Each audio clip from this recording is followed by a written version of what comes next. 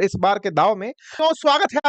नमस्कार साथियों, स्वागत है आप सभी का अंकित इंस्पायरेशन इंडिया पर। मैं हूं अंकित अवस्थी, आप है मेरे साथ में अमेरिका द्वारा चले गए नए दाव पर चर्चा करने के लिए। इतना कुछ करते रहते हैं।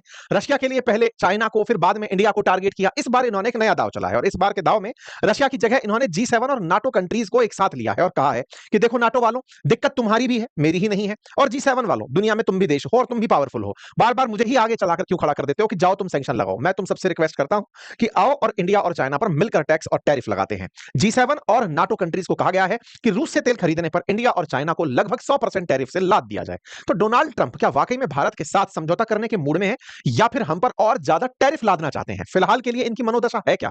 हाल ही में इनके जो ट्वीट्स थे प्रधानमंत्री मोदी के साथ, जो इनकी अभी कुछ 7 दिनों के अंदर जो चली नई गर्मजोशी है, वो केवल दिखावे की है या फिर उसके कुछ मायने भी निकाले जा रहे हैं? ट्रंप अचानक जो वर्ल्ड के अंदर अलग मसीहा बनकर निकल रहे थे, इन्हें G7 और नाटो कंट्रीज की जरूरत क्यों पड़ गई है? आज के सेशन में इस बात का विश्लेषण होगा, क्योंकि फिलहाल हेडलाइन यही है कि यूएस ने अब कहा है G7 पार्टनर्स से कि आप भी इंडिया और चाइना पर टैरिफ और सैंक्शन लगाइए, और नाटो कंट्रीज से भी कहा है कि रशिया से तेल खरीदने पर इंडिया और चाइना को पनिश करिए। देखिए, यदि ये दोनों तरफ से, चाहे ईयू हो या फिर चाहे नाटो हो, चाहे फिर G7 कंट्रीज हो, अगर ये भारत और चीन पर किसी भी प्रकार का प्रतिबंध लगाते हैं तो निश्चित ही बाजार पर असर होगा। और जब इस तरह की बातें हो रही हो तो स्टॉक पर इसका सीधा असर दिखता है। और आप में से तमाम साथी जो स्टॉक मार्केट में अपना इंटरेस्ट रखते हैं या फिर ट्रेड के अंदर इंटरेस्ट रखते हैं, उन्हें अक्सर ये देखना होता है कि कौन से शेयर्स पर किस तरह का प्रभाव पड़ेगा, और वो इस बात को समझ रहे होते हैं और बहुत से साथी इस बात का लाभ भी निकालते हैं। इसी वजह से अगर इन्वेस्ट करने के लिए नॉलेज की आवश्यकता है तो वो तो आप सुर्खियों से लेते हैं, लेकिन इससे अगर आप धन भी बनाना चाहते हैं तो ट्रेडिंग में किस तरह एंट्री करें, ट्रेड होते कैसे हैं, निवेश कैसे किए जाते हैं, शेयर परचेज कैसे होते हैं, ट्रेड पर प्रतिदिन कैसे होता है, इस पर हमने फंडामेंटल ऑफ स्टॉक मार्केट का एक बेहतरीन कोर्स डिजाइन किया हुआ है बातें बाजार की एप्लीकेशन पर, जिसका लिंक कमेंट बॉक्स में पिन है। और अगर आप चाहते हैं कि आपके स्थान पर कोई और निवेश करे तो उसे आप म्यूचुअल फंड में करते हैं, तो म्यूचुअल फंड कैसे कर सकते हैं, कैसे इन्वेस्टमेंट के तरीके हो, क्या प्रोसेस रखें, कहां इन्वेस्ट करें, कैसे ना करें, वो भी हमने एक बेहतरीन कोर्स डिजाइन किया हुआ है, आप उसे एक्सेस कर सकते हैं।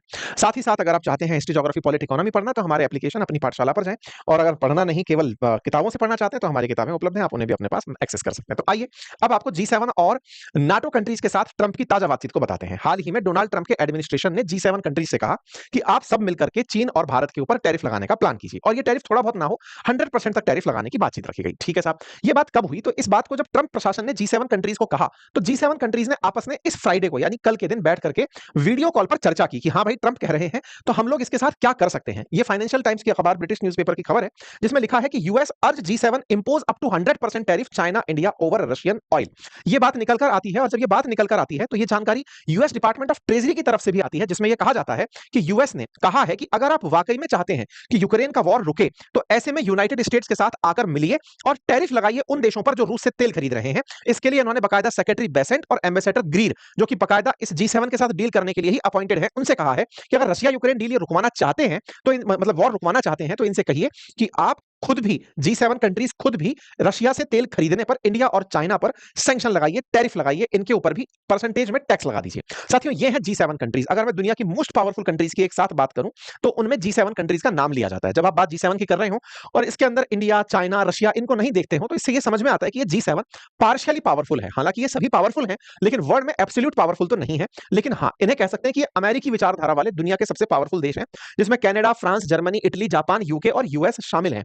इसके अंदर ही पहले रूस शामिल हुआ करता था। जब से रूस ने यूक्रेन के क्रीमिया पर कब्जा किया, उसे इससे निकाल दिया गया। तो ये G7 तब से चला आ रहा है। G7 से बड़ा ग्रुप ऑफ 20 नेशंस है, जिसमें भारत भी शामिल है। तो भारत को जब शामिल किया जाता है तब ये G7 G20 कंसीडर कहलाता है। ठीक है साहब, बात हो नाटो कंट्रीज की, तो नाटो बोले तो नॉर्थ अटलांटिक ट्रीटी ऑर्गेनाइजेशन, हमने बहुत बार पहले भी बताया है, फिर एक बार बता देते हैं। नाटो असल मायने में जब सेकंड वर्ल्ड वॉर खत्म हुआ तो अमेरिका और सोवियत रूस के बीच में जो विचारधारा की लड़ाई थी, उसमें अमेरिकी विचारधारा का समर्थन करने वाले लोगों ने अमेरिका के साथ एक पैक्ट साइन कर लिया, या समझिए कि एक तरह से गठबंधन कर लिया कि अमेरिका, अगर आपकी तरफ किसी ने नजर उठाकर देखी तो हम आपके साथ युद्ध लड़ेंगे, और वाइस वर्सा, अगर हम पर किसी ने नजर उठाकर देखी तो हम सब मिलकर उस देश को बचाएंगे। ऐसा करते हुए अब तक 32 देशों का एक समूह बन चुका है जो अमेरिका की विचारधारा का समर्थन करता है और सोवियत रूस के खिलाफ एकत्रित होकर के, एकजुट होकर के संघर्ष करने के लिए तैयार रहता है, युद्ध के लिए तैयार रहता है। हालांकि सोवियत रूस 1991 में खत्म हो गया, इसके चलते अब इस नाटो की कोई प्रासंगिकता नहीं बचती, लेकिन फिर भी नाटो आज भी एग्जिस्ट करता है और अब ये अपने दुश्मन अपनी मर्जी से ढूंढते हैं, जैसे फिलहाल चाइना और इंडिया को बनाने की बात की जा रही है। इनसे भी ट्रंप ने सीधा कहा, और ट्रंप ने बकायदा इस बात का ट्वीट मार दिया और कहा कि देखो, अगर आप लोग चाहते हो कि रशिया यूक्रेन वॉर रुके तो नाटो कंट्रीज जो 32 देश हैं, ये सब तय करें कि इन्हें भी चीन और भारत के ऊपर प्रतिबंध यानी सैंक्शन लगाने चाहिए। इस तरह से इन्होंने कहा कि I am ready to major sanction on Russia when all NATO nations have agreed and started to do the same thing and when all NATO nation stop buying oil from Russia. Find what's right for you only on Myntra Beauty. Same thing and when all NATO nation stop buying oil from Russia, एक तो सभी NATO देश और Russia से oil खरीदना बंद करिए और खुद मिलकर के उन देशों पर भी प्रतिबंध लगाइए जो रूस से तेल खरीद रहे हैं, तभी यूक्रेन के खिलाफ हो रहा यह संघर्ष रुकेगा। अच्छा, इसमें इंटरेस्टिंग बात क्या है कि ट्रंप ने सही मायने में नाटो देशों को यह याद दिलाया। क्या याद दिलाया? कि तुम लोग मुझे कहते हो कि मैं इन देशों पर प्रतिबंध लगाऊं, बार बार मुझसे पूछने आते हो कि इंडिया पर तो प्रतिबंध लगा दिया, चीन पर कब लगाने जा रहे हो? अरे भाई, तो यह जंग केवल मेरे अकेले की नहीं है। अब ट्रंप को यह बात समझ में आई, तो ट्रंप बार बार अब उन G7 और नाटो देशों को याद दिला रहे हैं कि ये मेरी अकेले की युद्ध, मेरी अकेले की जंग थोड़ी है रशिया यूक्रेन ये जंग। इस बात पर ट्रंप ने 4 महत्वपूर्ण बातें कही। उनमें से पहली थी कि मैं ज्यादा सैंक्शन लगाने के लिए तैयार हूं, लेकिन साथ-साथ नाटो नेशंस जो खुद रूस से तेल खरीद रहे हैं उनको रुकना चाहिए। नंबर दूसरा, NATO should impose 50 to 100% tariff on China to be lifted once Russia Ukraine war end. बोले इनके ऊपर चाइना वालों पर नाटो वालों तुम भी टैरिफ लगाओ। तीसरा, ये युद्ध मेरा नहीं है, ये बाइडेन और जेलेंस्की का युद्ध है। उन्होंने युद्ध शुरू किया था, भला हो अब ये बाइडेन जेलेंस्की बोल रहे हैं, पहले ये मोदी जी का युद्ध बोल चुके हैं, तो ये ट्रंप का युद्ध तो नहीं है, तो जिसके लिए आप मुझे पकड़ के लाते हो। और अगर नाटो ऐसा नहीं करता तो फिर मतलब अगर नाटो ऐसा कर देता है जैसा मैं बोल रहा हूं, तो ये युद्ध तुरंत रुक जाएगा और बहुत सी जान बच जाएंगी। तो ट्रंप के इन सारे ट्वीट्स का सार निकलकर ये आता है, कुल मिलाकर के ट्रंप ने अब अपना जो बर्डन है वो शिफ्ट कर दिया G7 देशों पर और अपना बर्डन शिफ्ट कर दिया नाटो कंट्रीज पर, यह कहते हुए कि देख लो भाई, अगर तुम चाहते हो कि अमेरिका ही शहीद होता रहे, ऐसे तो नहीं चलेगा, आप लोग भी मेरे साथ मिलकर आगे चलो और मिलकर के इन देशों के ऊपर सख्त कार्रवाई करो। अच्छा, आप ये सब जानते भी हैं कि नाटो के बहुत से देश ऐसे हैं जो रूस से खुद तेल खरीदते हैं, और ऐसे में ट्रंप को यह बात इन दिनों भारत ने एहसास कराई है कि आपने भारत पर प्रतिबंध भले ही लगा दिए हो कि हम रूस से तेल खरीदते हैं, चलो सेकेंडरी सैंक्शन के नाम पर भारत को लपेटते हैं, लेकिन इससे बेइज्जती आप ही की हुई है, क्योंकि जो आपके पक्ष के लोग हैं यानी नाटो जो मेंबर्स हैं वो खुद भी रूस से तेल खरीदते हैं, गैस खरीदते हैं, और आप खुद यूरेनियम खरीदते हैं, तो दुनिया प्रोसेस्ड यूरेनियम खरीदते हैं, एनरिच्ड यूरेनियम खरीदते हैं। तो ऐसे में आप भारत पर प्रतिबंध लगाकर जो यूक्रेन के पक्षधर होने का दिखावा करते हो, इससे आपकी ही पूरी साख पर बट्टा लगा है। अगर सब वाकई में प्रभावित देश एकजुट हो ही जाएंगे तब तो सारी चीजें रुक ही जाएंगी ना, लेकिन सब अपने स्वार्थ के हिसाब से काम किए जा रहे हैं। आप सभी अच्छे से जानते हैं रशिया यूक्रेन जब युद्ध हुआ उस समय अमेरिका में बाइडेन राष्ट्रपति हुआ करते थे, और बाइडेन ने तब भी नाटो कंट्री से कहा था कि देखो यूक्रेन चाहता है कि आप लोगों को साथ में ज्वाइन कर ले, लेकिन इसी का पनिशमेंट रशिया इसको दे रहा है, लेकिन आप लोग अगर इसे फिलहाल युद्ध के समय ज्वाइन नहीं करा सकते। भाई यूक्रेन की पिटाई क्यों हुई थी? तो उसके पीछे का एकमात्र कारण था क्योंकि जेलेंस्की का मन था कि वो यूरोपियन यूनियन ज्वाइन करे और नाटो ज्वाइन कर ले। पुतिन ये कहा करते थे कि भाई जेलेंस्की कुछ भी करो, नाटो ज्वाइन मत करना, नाटो ज्वाइन मत करना, क्योंकि मैं नहीं चाहता कि जिसका निर्माण ही मेरे विरोध में हुआ हो वो मेरे बॉर्डर पर आकर के बैठ जाए, तुम्हारी इस जिद की सजा तुम्हें मिलेगी। और यही कहते हुए पुतिन ने जेलेंस्की की मतलब यानी कि यूक्रेन के खिलाफ चढ़ाई कर दी। अब इसी पूरी कहानी में अमेरिका तब रूस के खिलाफ इतना नहीं था और ना ही वो भारत के खिलाफ था। आपको याद होगा जब रशियन ऑयल की बात निकल कर आई थी तो बकायदा अमेरिका ने यह कहा था तेल खरीदते रहो आप, लेकिन $60 प्रति बैरल से कम पर खरीदना। भारत आराम से रूसी तेल खरीदता रहा और दुनिया में तेल की कीमतें कम ही रही। एक तरीके से भारत ने सस्ता तेल खरीदकर वर्ल्ड के अंदर तेल को महंगा नहीं होने दिया, यह हम बार बार कहते आए। लेकिन जब ट्रंप आए तो ट्रंप तो पूरे कैंपेन में ही यह कहते आए थे कि बाइडेन रशिया यूक्रेन रुकवा नहीं पाए, मैं आ गया तो युद्ध रुकवा दूंगा। इनको खुद पर इतना अभिमान था कि मैं जो फैसले लूंगा उन फैसलों से ऑटोमेटिक युद्ध रुक जाएगा।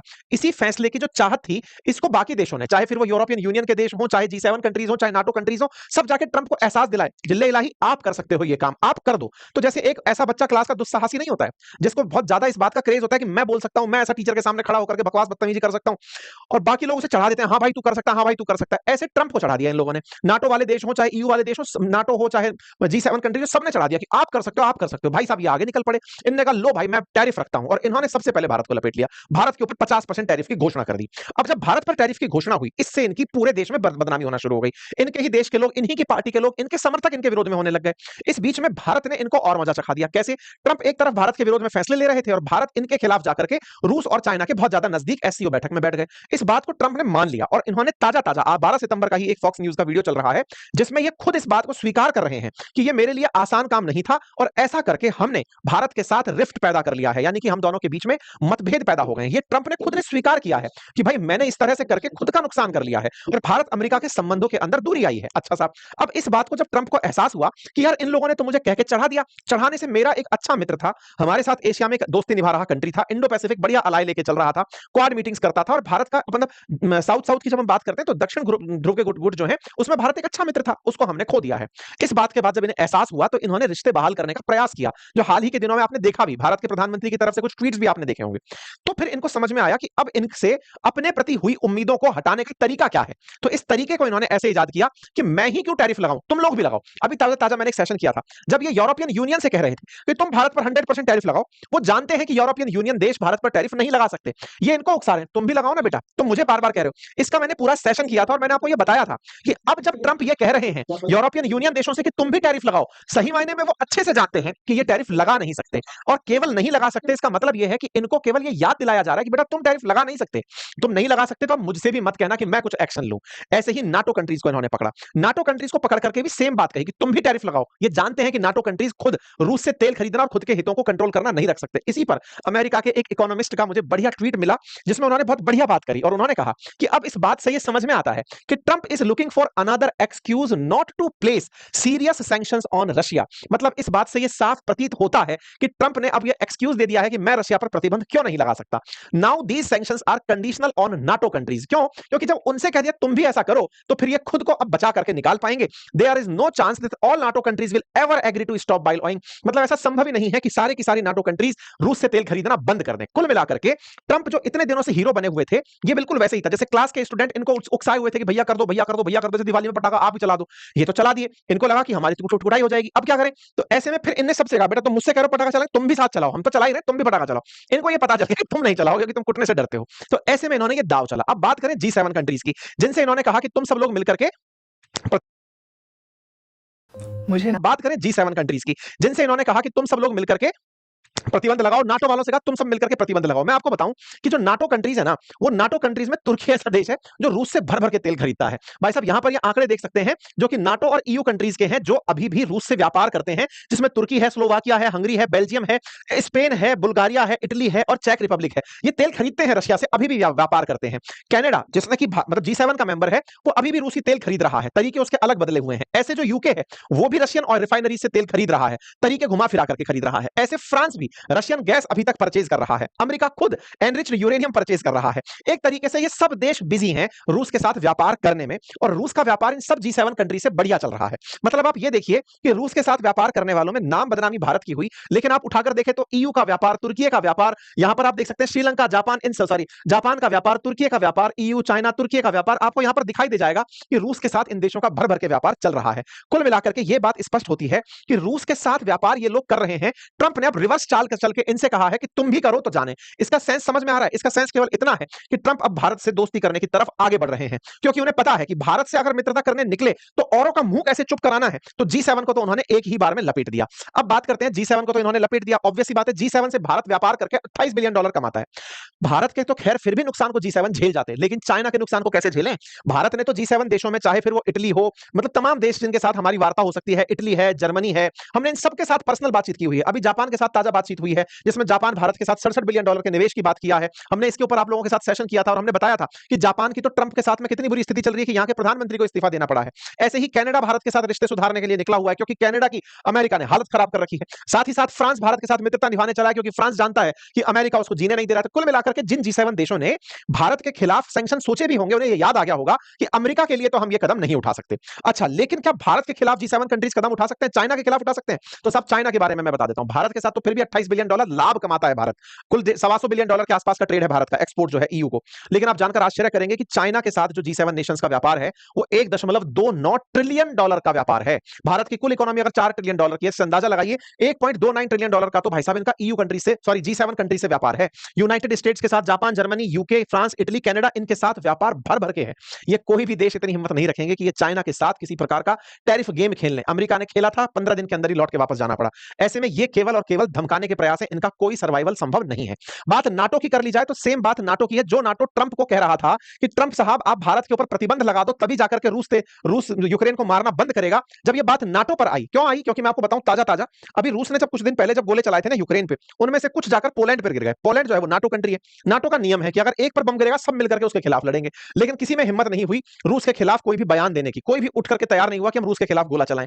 नाटो को यह एहसास हो गया कि हम में हिम्मत नहीं है कि हम जाकर के रूस के खिलाफ बोल पाएं। इस बात को ट्रंप भी अच्छे से समझ गए। वो जानते हैं कि नाटो कंट्रीज ना तो चाइना के खिलाफ ना इंडिया के खिलाफ कोई कार्रवाई कर सकते, इसलिए इनके पाले में बॉल डाल दो। जैसे नाटो कंट्रीज भी चाइना के साथ $1.19 ट्रिलियन का व्यापार करती हैं।